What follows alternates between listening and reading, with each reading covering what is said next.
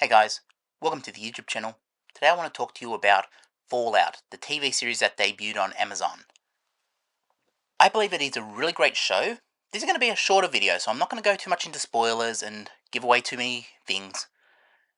But what a show. I mean, in terms of all these game shows that are coming out, like, not game shows, but like, based on video games, like The Last of Us, like Halo. I think this might be the way forward for series like that. Because so often with video game shows that are being adapted, they stick to the story that we already know. And what Fallout does is gives us an original story, but set in that world. And it works. It works really well. But why does it work really well? Because the thing with the games is that you can never replicate what you can do over 20, 30 odd hours in a video game. In a TV series that might only have 8 hours. So why go there? And plus, with an original story, it gives people who may not have played the games an entry point into the series. So like with The Last of Us, I know a lot of people had reservations about that before it came out. And look, it did really well. Like, it had some critically acclaimed episodes, it had some not so critically acclaimed episodes. But at the end of the day, it got an entry point to new fans of the series who will obviously want to check out the games. And I believe this is what Fallout is. Fallout will obviously lead more people to play the games, like New Vegas, Fallout 3, Fallout 4, and Fallout 76's online numbers have went through the roof since it has been released. But the thing with modern consoles is that it's pretty hard to play the back catalogue of Fallout games unless you've got an Xbox, because Xbox do own the company that released Fallout, Bethesda. So if you have an Xbox, you can play New Vegas, you can play Fallout 3, and then I think the Fallout 1 and 2 were not online, but computer games, so you'd have to have a Windows computer to run those, I believe. I think Mac OS can run them, but that's where all the games are. Most of them are on console, though. From Fallout 3, where it started open world, you can play them on the consoles. Now, PlayStation doesn't have backwards compatibility, so you can't play the back catalogue of Fallout games. Sorry, but that's just Sony's weird choice. But as I said, if you want to play those games, Xbox do have them, or you can just do what I do, go back and find a console that, like a PlayStation 3 or even an Xbox 360, and play it on that. I mean, there's nothing wrong with the older graphics. I mean, you are playing an older game, you can play it as it was intended. But what about the TV series? What makes it so good? I mean, the character development across the series is really great. And I will be going into spoilers. I'm not going to go into too much, but if you do not want to hear spoilers, the rest of the video I'm going to briefly mention, not go into storylines, but talk about the characters, like the character development across the series. So if you don't want to hear that, I will be talking about it in 5 seconds. 4, 3, 2, 1. Okay, people have had enough time to switch off now. So what I really like is that the way they built Lucy up in the series, like, it actually works, because she comes out of the vault feeling very naive towards the world, like, I have to save the world, the golden rule, and all this other stuff, and then she has to adapt to the world around her, and it just works across the series. I mean, the Ghoul is definitely a really great character. I mean, what a performance. I forget the guy's name, I forget the guy who played him, but what a performance. Like, here is a guy who was in The Hateful Eight, who was in, like, was he in, he's been in a couple of Tarantino movies, but, like, this is utilizing him to a extent that we haven't seen before. Like, he needs more serious roles now. Like, this is his venture into more mainstream, more,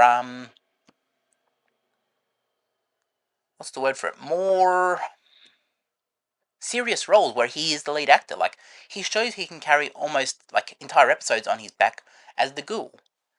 And obviously there is a dog in there. I was calling him Dog Meat for most of the series, but towards the end of the series, they actually do refer to him as, the dog is actually referred to as Dog Meat. And I was like, yes, they're calling him Dog Meat. Like, anyone who plays Fallout 4 will know the reference. but all the little Easter eggs towards the games are in there, and it's like it's nice to see that preserved, like in terms of giving Easter eggs for the fan base who have played the games to reference. But also, I think it's also great to have a series with the original story, as I said, that is set in that world, like at the end of the series. And if you haven't seen the end of the series, sorry, but as I said, I'm going to do some brief spoilers here. But at the end of the series, when is it Hank McLean? I think it's Hank or Henry or I don't know, something McLean, Father McLean, whatever. Anyways, he is on the border of New Vegas, and it's like, is Series 2 set in New Vegas? Is that going to be a plot point, or are they referencing the game? Like, is the next game going to be New Vegas, Fallout 5? So there's a lot of speculation going on about what the ending actually meant, also where the ghoul's family is. So it is really good to see some sort of a story that is set in a world that we are aware of and have played through and isn't necessarily stale because they're not redoing it. Like, The Last of Us wasn't stale, don't get me wrong. The Last of Us was good. But the problem with that is that everyone already knew the story who played the game. And yes, it's an entry point, but then you have, okay, look. The most polarizing episode of The Last of Us was that the third episode, where I personally liked it. Some people didn't. Like, it's definitely one of those polarizing episodes because they change a character's background and a character's fate. I mean, Bill from The Last of Us was, I mean, obviously it was referred to that he was homosexual, but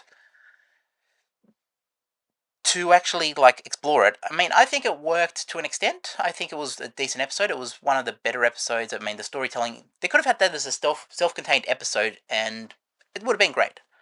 But the problem is that some game players, especially friends I have, felt that it destroyed the character because they had known that character, they had played that character, they knew his fate, they knew all this other stuff, and they were changing the canon. And when you change the canon, it creates problems. Look at what happened with Star Wars many times. Star Wars canon has been changed that many times, especially in 1997 when Lucas did the special editions. So, messing with the canon is never a great idea. And Fallout doesn't have that problem because it's an entirely new story set for Amazon. And yes, it's set in the world, so there are little references in there that you'll get if you play the games. But it's not trying to be Fallout 4, or it's not trying to be the story of New Vegas. It's not trying to be any other story. It's trying to be its own unique thing. And I think that's great. I mean, I want to see a season 2 now. Like, I want to see where this story's going. I want to understand, like, in terms of a show, I want to understand that, yes, it's set in the world, but I also want to understand where it's going, like, what the dot points are. I mean, there was a lot of plot points that were unfinished at the end of this series, like the ghoul didn't find his family, obviously. Lucy is now a bit like, okay, I'm going to come with you, and we're going to track down my father and find what's going on out with Vault Tech. And then you also have all the little plot points like Lucy's brother in the vault. He's stuck in Vault 31. Like, there's all these little plot points that will make a great season 2, I believe. But it's also like, I want to see that because it's not like I can play the video game and say, oh, well, I can just play the video game and figure out what's going to happen next. Like The Walking Dead. Like, The Walking Dead changed a lot of aspects. But, the thing with The Walking Dead is it would try to stick to the comics. So you could easily go back, especially with All Out War, the Negan series, you could go through All Out War, and I will be talking about this, but you could go through All Out War in the comics and say, oh, okay, this is a plot point, this is a plot point, so they'll typically hit the big plot points. Fallout isn't shackled to that, so that's the great thing about a story that can go forward like this. To have a unique story means that you're not shackled to the video game canon, and you're not shackled to trying to tell the same story, but through different eyes. And also, you won't get the backlash if you do take some creative liberties, like changing the canon, like Last of Us did. So, look, these are just my thoughts on it. I believe that you should watch Fallout on Amazon. It is a great show. I'm shooting this in 4:3 and black and white just in case you can't tell because, come on, we're talking about Fallout. You have to do the thing. I've got the jacket on, so it's like a business sort of like Vault Tech sort of thing. I still have Roman Reigns on underneath though. Roman Reigns, the only ones. I don't care. The Tribal Chief is still awesome. But yeah, I think it is a really great show, and if you have the chance to see it, it's worth watching. It's one of the better video game shows. I also need to get around to Halo fully. I've watched a few episodes of Halo here and there, but I've never watched it in full. So I should probably go back and watch the full 2 series of Halo. I think it's up to season 2 now. But, I think this is how video game shows should move forward. Set it in the world, but have a unique story, because it allows people to explore the games. The games are their own thing, and the games should remain their own thing. And then you have a series that complements the games. I think that's how it can work. And look, Pokemon have done this for many, many decades at this point. They have the video games, but the video games support the series, and there's just this big circle of like both mediums support each other. I mean, if you watch enough Pokemon TV shows and movies, you can go play the games. If you get bored of the games, you can go watch the movies. And you can go back and forward. You don't necessarily have to make it an exact replica of what's in the game. And vice versa. If they make a game like Super Mario or whatever, or Super Mario, the movie that came out recently with Jack Black and so on. If they wanted to do that, then look, I don't think that should be turned into a game. Like, the games are their own thing and the movies are their own thing. Like, that's what I believe. Anyways, guys, I'm going to leave it here because, yeah, I think I've given you enough. Go and watch it. Tell me what you think in the comments if you've already seen it. I think it's great because I'm a fan of Fallout, and I haven't touched Fallout 76 because I don't want to even get started with that game with all the glitches and everything. Like, they lost me early on. They lost me very early on with that game when they released it. I saw what was getting put out. I saw the quality, and I ended up opting not to buy it. And I'm sure they fixed it now, mini patches, whatever. But I don't like this. I don't like the idea of an online game that you can't play, like no single player offline campaign. I'm not a fan of that. I don't like to play online. I like to just put myself in a world where it's just me in the video game, and I don't want to be attached to the internet and have to find players and all this other stuff. I would rather just play Fallout 4 and just be completely immersed in a world where it's a single player campaign. But that's just my thoughts. I'm ranting at this point. But yeah, what did you think of Fallout? If you did watch it, let me know in the comments, because I am very interested to hear from the community about what they think. The consensus across the internet that what I've seen so far is that it's a great series and this is the way to go forward with video game series. But obviously, look, do you think it is a good representation of what the games are like? I think it is. I mean, Philly, when you see Philly in there and like all these other little things like Sandy Shores and all this other stuff, it is like, it's really great. It's like, it feels post-apocalyptic. It feels like something that you'd see in the Fallout world, in the Fallout games, I mean.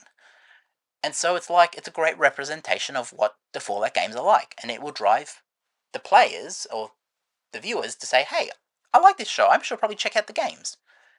It keeps video games alive, and it also keeps the series alive. So yeah, those are just my thoughts. Go and watch it, and make your own thoughts. If you have watched it, jump in the comments, tell me what you thought, tell me your favourite aspects of the show, and I'll catch you in the next one. Like, subscribe, drop a comment, and notify. Anyways, guys, catch you in the next one. Peace.